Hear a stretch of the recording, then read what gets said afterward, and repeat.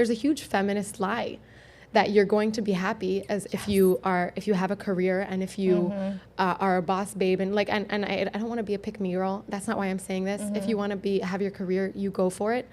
But I noticed for myself that I was doing that against my nature. When you say pick me girl, define that.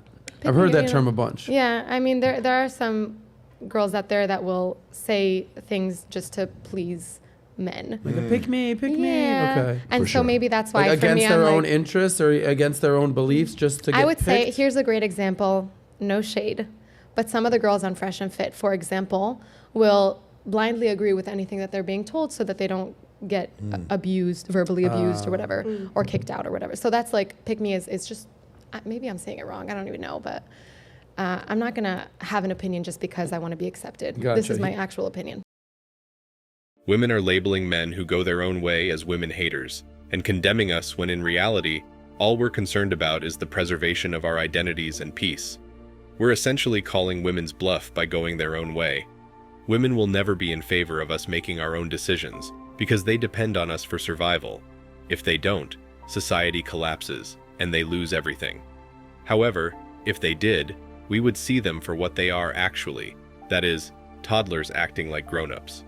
You are not automatically a man just because you put on a pair of pants, sweetheart. The only possible explanation for women liking other women and living together and working is that women are allowed to enter the workforce and generate enough wealth to support themselves. With the promise of freedom from males, feminism has devastated the majority of Western women. Women need males more than they realize because they are unhappy at work and are turning into crazy, lonesome cat ladies, but they won't confess it as long as it is taboo to do so. In the future decades, as our culture gets more conservative, they will eventually come to recognize it. Then, rather than saying they need males because it's true, women will claim they do because it's fashionable to do so. When ladies scream out for males to assist them, a lot of men will genuinely respond and come to their aid, restoring the supposedly traditional connection. Once they appeal to men to assist them, neo-traditionalism will make a comeback. Then, it's likely that many men will respond to their appeals and come to assist them. In exchange, they'll receive conventional relationships, and a new variety of neo-traditionalism will manifest itself. Women will suddenly claim to care about males in this scenario, thereby forcing men back to the negotiating table. You see, women were sold the dream of feminism in which they thought they'd be living the life of luxury, wealth, world, travel, luxury clothing, designer handbags, and heels, and countless men simping around all of them. What they failed to realize was that this dream came with an expiration date, and that expiration date started as soon as they were close to hitting the wall. When they crossed the wall, the dream ended. It shattered into 1,000 pieces, leaving them wondering why men didn't want to chase them anymore, as these women kept on chasing corporate ladders and ignoring starting a family. At the end of the day, you can't beat nature. Nature has its roles for men and women. The sooner women realize that, the better their lives will be. Women are now realizing the dream of feminism wasn't really a dream, it was a fantasy. Because the men's rights movement aims to reunite men and women in a conventional relationship, there are numerous traditions within it. That is likely another reason why the men's rights movement despises MGTOW 2.0. It not only educates men about the nature of women, but also informs them that they have no chance of victory. Because they are mostly married and serving as white knights for the women in their lives, males in the men's rights movement sometimes struggle to adequately protect men. Their attention is first dispersed and not concentrated in one spot. But with MGTOW, we speak the truth and are not frightened of what others may say, even if they are liberal lunatics. Because we won't fit neatly into the gynocentrism box that males are meant to fit in, feminists despise us.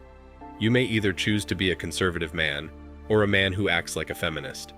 Feminists only want to give males those two options, since women benefit regardless of what they choose. This is why I feel that modern feminism has lied to women in general.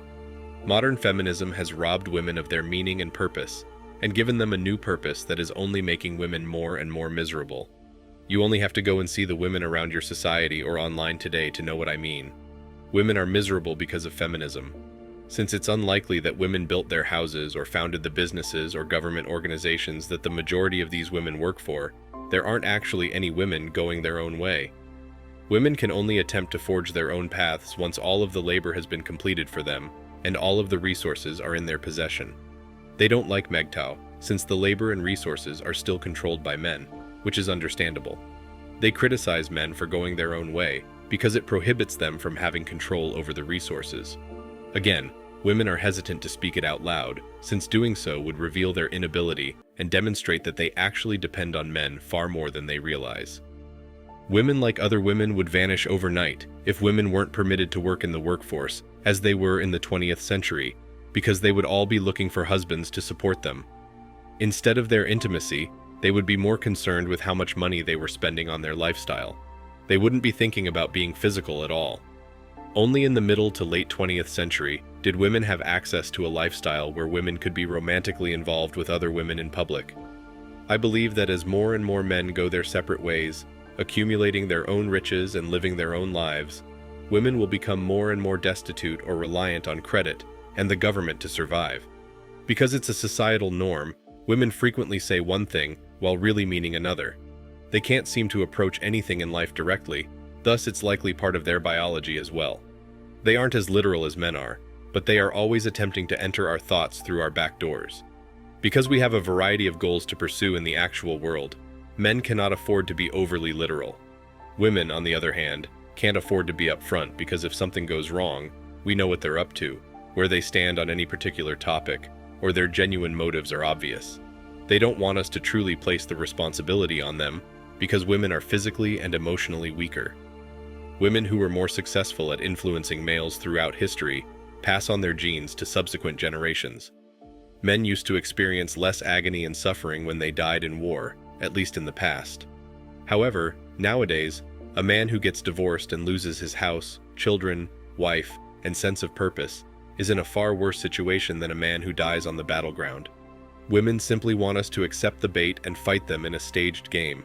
Love is our battleground. Projecting vulnerability gives women power because it encourages men to step up, get engaged, and take care of them.